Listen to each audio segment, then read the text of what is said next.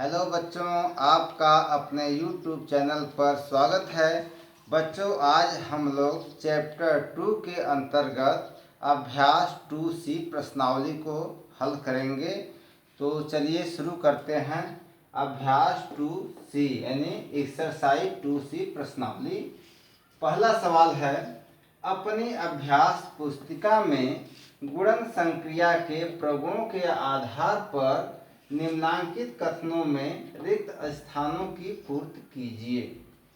तो इसमें जो है 3 सवाल है। पहला है 468 गुणते 0। दूसरा सवाल है 8976 गुणते 5432 बराबर 5432 गुणते इसमें भरना है। तीसरा सवाल है 8973 गुणते 1 बराबर खाली जगह है।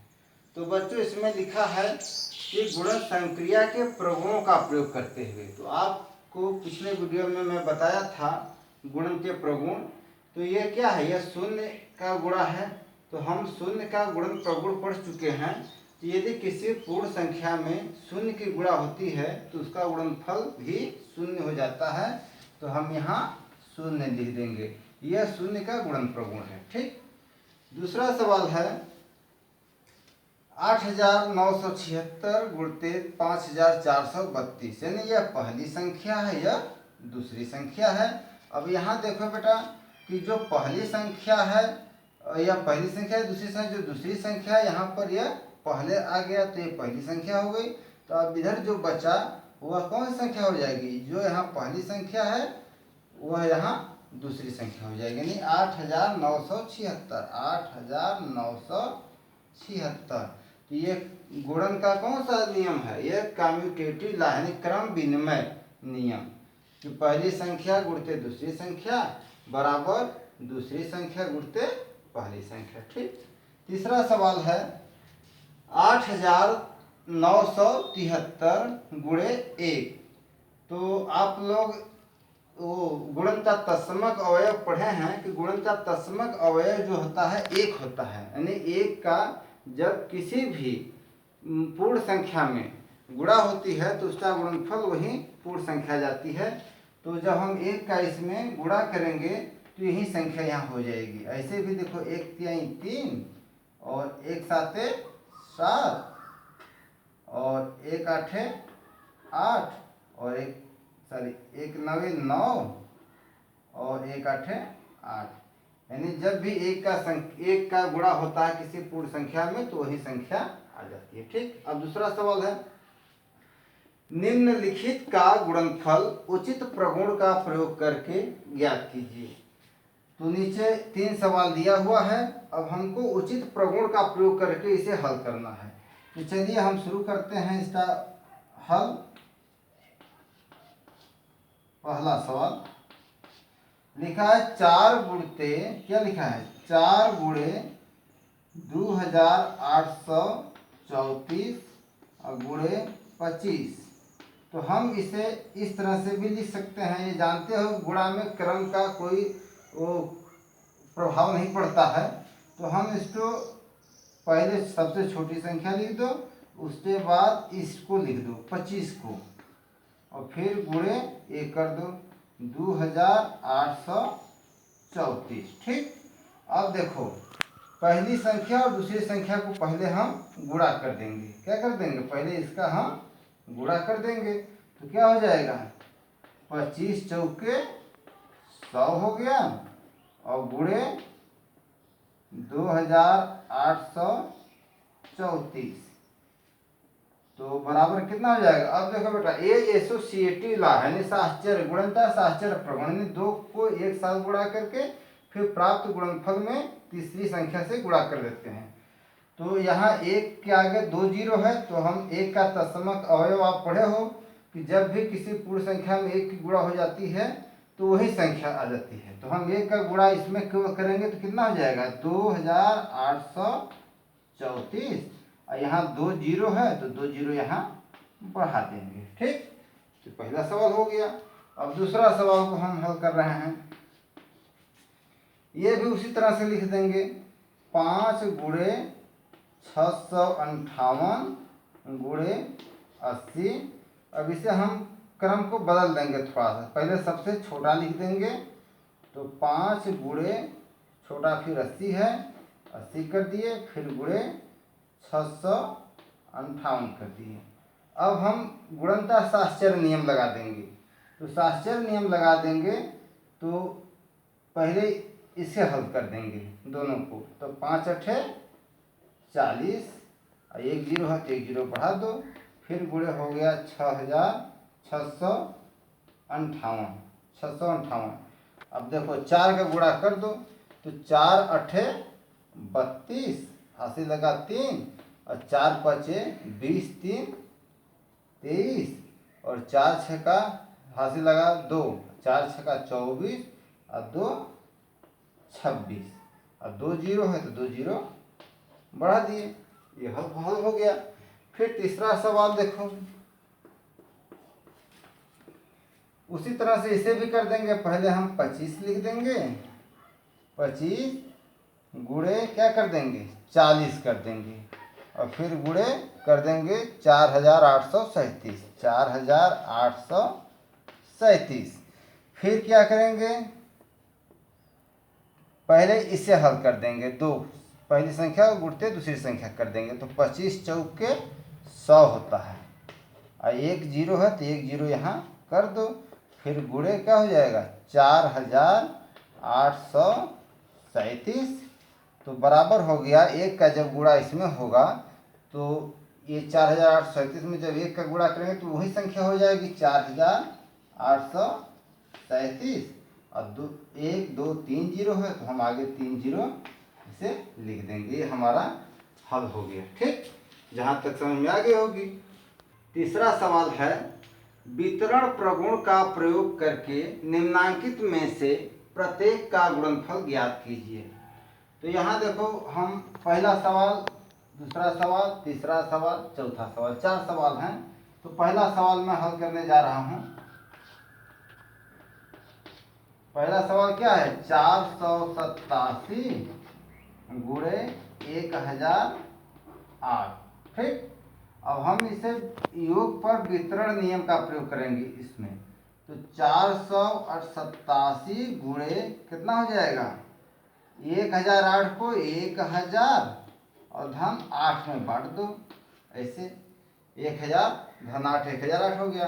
अब हम इसी 487 का गुणा इसमें भी करेंगे और इसी 487 का गुणा हम इसमें भी करेंगे, ऐसे। ठीक, तो कितना हो जाएगा 487 गुणे 1000 और फिर यहाँ धन है तो धन कर दो, और फिर 487 गुणे 8, इस तरह से हो गया। अब यहाँ देखो, जब 1000 का गुणा हो जाएगा तो कितना हो जाएगा, 1 का गुणा होगा तो वही संख्या हो जाएगी, यानी 487 और 3 जीरो है, 3 जीरो हम इसमें से बढ़ा दिए, और फिर धन इसमें गुणा करो, 8 7 56, हाथ से लगा 5, 8 28 64 और 64 5 64, 8 28 64 64 और 5 69, हाथ से लगा 6, 8 चौके 32 32 6 38। अब इसमें जोड़ दो, तो जोड़ देंगे तो कितना हो जाएगा, 6 में हम 6 इकाई है तो इकाई में जोड़ देंगे तो 6 हो गया। फिर 9 को 9 दहाई है, दहाई में जोड़ दिए तो 9 हो गया। फिर ये सैकड़ा है तो सैकड़ा को सैकड़ा में हम जोड़ेंगे इसमें तो 8 हो गया। और फिर 3 है और यहाँ 7 है तो 7 3 10 हो गया, हाथ से लगा 1, 8 9 और 4, ये हमारा उत्तर हो गया। ठीक, अब दूसरा सवाल देखो। दूसरा सवाल क्या है, 998 गुणे 436। इसमें हम कौन सा प्रयोग करेंगे, इसमें हम घटाने का वितरण नियम लागू करेंगे। तो हो जाएगा 998 की जगह पर हम लिख देंगे 1000 माइनस 2। तो 1000 माइनस 2 का मतलब 998 हो जाएगा ना। और फिर गुणते 436, 436 हो गया। अब देखो हम इस 436 का गुणा इसमें भी करेंगे और इस 436 का गुणा इसमें भी करेंगे। तो 436 का गुणा जब इसमें होगा तो उत्तर कितना आ जाएगा? 436। अब 1 2 3 जीरो है, 1 2 3 जीरो बढ़ा दो, फिर यहाँ माइनस है तो माइनस कर दो।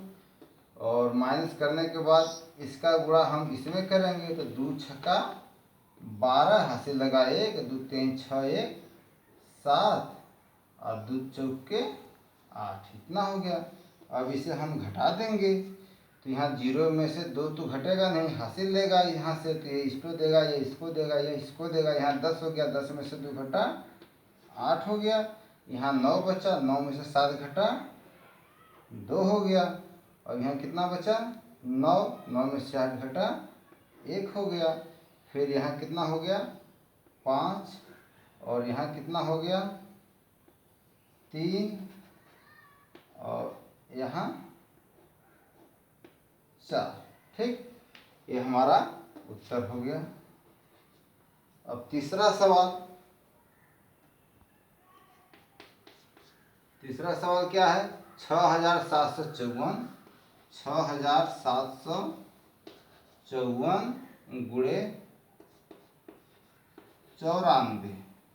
अब इसमें देखो 94, यह भी घटाने पर गुणनता वितरण नियम लागू होगा। तो इसे हम ऐसे लगाएंगे 6754 और गुणे यहाँ 100 माइनस 6 कर देंगे।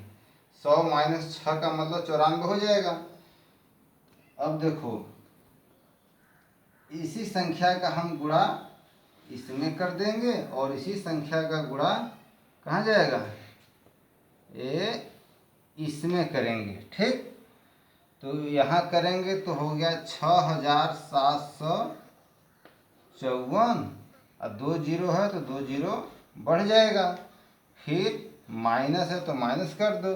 अब 6 गुणा करो, 6 चौके 24, हासिल लगा 2 और 6 5 30, 2 32, हासिल लगा 3 और 6 7 42, 42 3 45, हासिल लगा 4 और 6 छक्का 36 और 36 4 40। ठीक, अब घटा दो। तो घटाओगे तो 10 में से 4 घटा 6 और 9 बचा, 9 में से 2 घटा 7। यहाँ 3 हो गया तो 3 में से तो 5 घटेगा नहीं, 13 में से 5 घटेगा तो 8 हो गया। और फिर यहाँ 4 बच गया तो 4 में से 0 घटेगा तो 4 हो जाएगा। 4 में से 0 घटा 4 हो गया। फिर यहाँ बचा 7, तो 7 में से 4 घटा 3 और ये 6। ठीक, अब चलो चौथा सवाल है। चौथा सवाल यहाँ मैं लगा दे रहा हूँ इस तरह से। क्या है? 2647 गुणे 106। तो इसे भी हम इस तरह से लिख देंगे, बराबर करके 2647 और गुणे कर देंगे 100 प्लस 6। अब देखो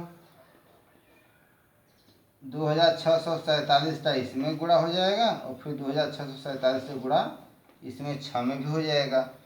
तो हो गया 2647 के आगे 2 जीरो, 1 का गुणा करोगे तो यही हो जाएगा, 2 जीरो बढ़ा दो इसे।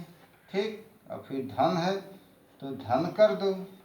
अब इसमें 6 का गुणा करो, अब तो 6 7 42, हासिल लगल 4 और 6 6 चौका 24, 24 4 28, अच्छा छक्का 36, और 36 दू 38, अच्छा दूनी 12, अब 12 और 3 15 हो गया।